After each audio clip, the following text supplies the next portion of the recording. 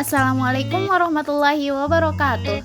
Perkenalkan, nama saya Salwa Ramdhani dengan NIM 230106055, program studi PGMI kelas 3B. Di sini saya akan melaksanakan observasi di Sekolah MI Islahul Muta'alim untuk memenuhi tugas ujian akhir semester mata kuliah telaah kurikulum.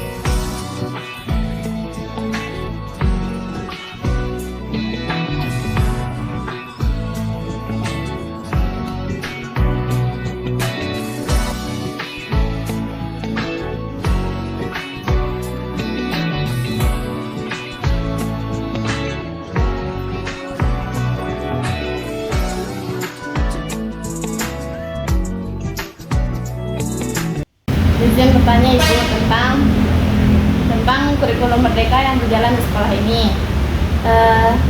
Apa kekuatan atau kelebihan yang dimiliki satuan pendidikan di sekolah ini, dan apa yang membuat satuan pendidikan itu lebih baik dari satuan pendidikan yang lainnya? Keunggulan di sekolah ini. Keunggulannya di sekolah ini setelah penggunaan kurikulum merdeka atau Setelah penggunaan kurikulum? Yang kurikulum lama, kurikulum merdeka itu semuanya punya keunggulan dan kelemahan masing-masing. Kalau di kurikulum merdeka itu kelemahannya guru memang tidak dituntut untuk melakukan semuanya yang diminta itu melakukan itu anak-anak, semua serba anak-anak. Tapi yang jelas anak-anak tidak bisa melakukan tanpa gurunya. Misalkan ya, kalau di kurikulum merdeka guru itu nggak dituntut anak harus bisa. Maksudnya begini, biarkan dia mau bisa, bukan gurunya yang bilang kamu harus bisa, bukan. Sehingga ada istilah fase 1, 2, dan 3. Misalkan nih anak kelas 1 nih belum bisa baca, ada istilahnya fase 1 itu untuk kelas 1 dan 2. Nanti guru kelas 1 harus bilang sama guru kelas 2, ini loh siswa saya si ini dia belum bisa, jadi harus dilanjutkan di kelas 2. Kalau dia belum tuntas itu dia harus tuntas di fase 1 itu. Jadi selama 2 tahun sebenarnya dia di kelompok-kelompokkan jadi 3 kalau di tingkat sekolah dasar. Sekolah dasar fase 1, 2, dan 3 gitu. Jadi kalau kurikulum merdeka menurut saya apa ya,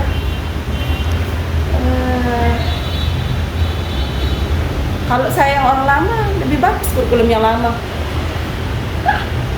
Soalnya bayangin di kelas 4, saya boleh disebut kelas 4 ini. Di kelas 4 itu anak-anak diajarin nih di buku kurikulum merdeka. Kalau dulu kita belajar misalnya 150 ditambah 200 langsung aja kita susun. Nah sekarang harus dijabarin dulu. Jadi agak belibet. Tapi materinya dia agak ringan. Caranya kayak lebih melip-melip gitu deh. Tapi memang itu untuk ini untuk mengasah cara berpikir. Misalkan kalau dulu nih kita diajarin sama guru 5 tambah 5 ya 10. Kalau sekarang pertanyaannya lebih kepada 10 itu berapa tambah berapa. Jadi anak bisa bebas gitu berpikir. Yang mau bilang 1 tambah 9 kan benar. Yang mau bilang 2 tambah 8 kan benar. 3 tambah 7 kan benar. Di situ letak istimewanya kalau menurut saya ini ya, istimewanya di kurikulum merdeka. Dan pertanyaannya di satuan pendidikan dari sekolah itu maksudnya itu. Apa ini kita lihat? Kekuatan apa yang dimiliki satuan pendidikan? Kekuatan atau kelebihan apa yang dimiliki satuan pendidikan? Apa yang membuat satuan pendidikan di sekolah ini lebih baik dari pendidikan lainnya? Keunggulan di sekolah ini. Keunggulan di sekolah ini apa? Keunggulannya sekolah ini apa? Tadi Bu Abi kemarin? Apa ini? Apa keunggulannya sekolah ini? Dari segi-segi anaknya. Ya misal dari segi SDM, misal gurunya semua udah lulus S1. Oh ya, pastilah itu. Kan ada juga soalnya guru-guru itu, ada guru yang belum lulus S1 tapi udah jadi guru. Alhamdulillah semuanya sudah S1 dan semua sudah sesuai, maksudnya pendidikannya itu sarjana pendidikan semua. Ada guru yang dulunya sarjana ekonomi tapi sudah akta ya, guru istilah lama itu ya. Alhamdulillah juga sebagian besar gurunya sudah sertifikasi. Terus kalau Semua sudah sarjana pendidikannya juga sudah sesuai. Ada yang PGSD, ada yang PGMI.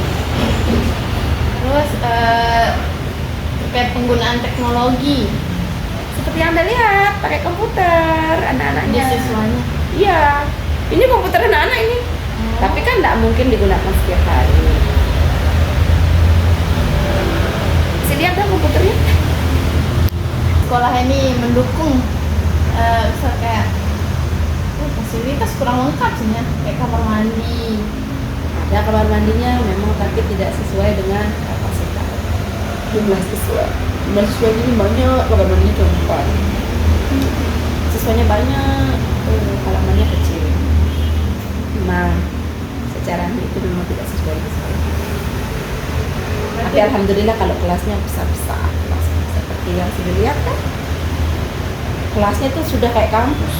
Padahal ini sekolah dasar. Berapa kelas? Satu jenjang? Satu jenjang ada yang 3, ada yang 4. Yang 4 hanya kelas 4. Saat ini yang 4. Terus apakah orang tua itu berkolaborasi dengan sekolahan Iya. dalam bentuk Berkolaborasi yaitu misalkan kalau ada kegiatan, alhamdulillah orang tua mendukung. Iya itu kan berkolaborasi dia. Kalau saya pribadi apa nanti maksudnya gini, kan kita nggak tahu masing-masing guru ya beda-beda jenis kolaborasinya.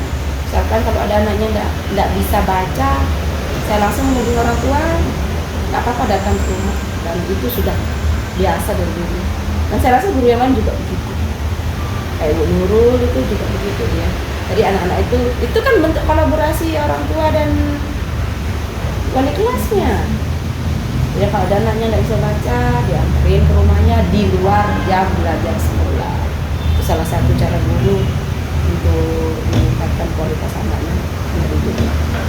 Terus menurut antum bagaimana reputasi dan akreditasi sekolah ini? Nah kalau untuk saat ini nggak tahu.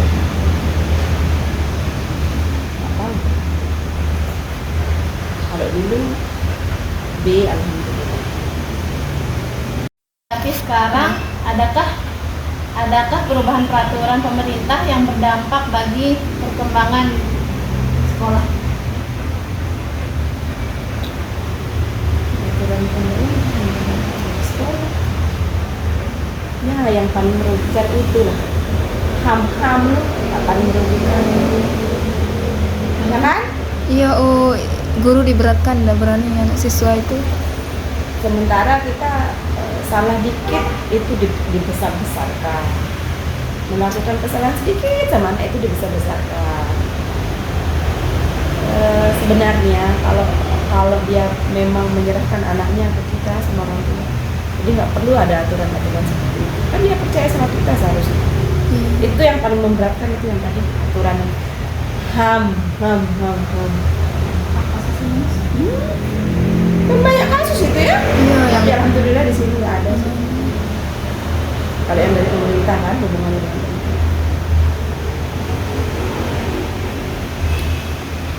Nggak ada sih yang berat. Nggak memberatkan jadinya? Ya, itu tadi ada yang memberatkan. Hal itu memberatkan bagi guru.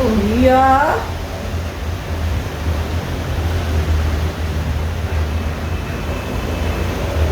Udah itu aja. antum dan guru-guru lainnya mendapatkan pelatihan seperti pelatihan menggunakan kurikulum Merdeka atau menggunakan teknologi? Pastinya itu kita harus dilatih.